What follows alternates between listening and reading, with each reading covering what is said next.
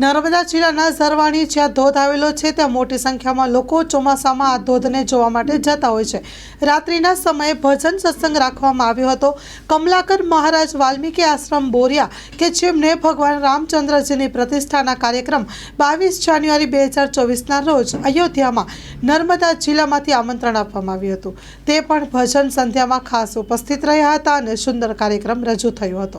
Story report by Paresh Pandya, Tilakwada. નમસ્કાર।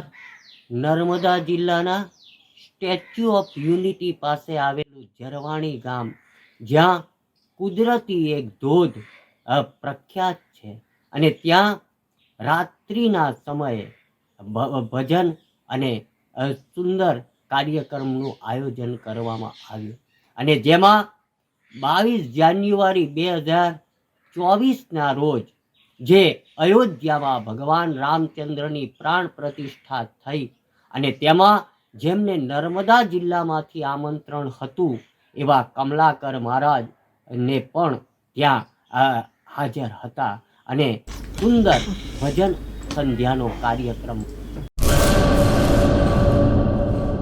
કચ્છની પ્રજાનું માનીતું અને કચ્છની પ્રજાના સાથ સહકાર અને પ્રેમથી સાકાર થયેલું એલબી મોલ એટલે કે લુગડા બજાર ફેમિલી શોરૂમ। અમારું address Bhuj branch, Anam ring road, Bhuj, Kutch.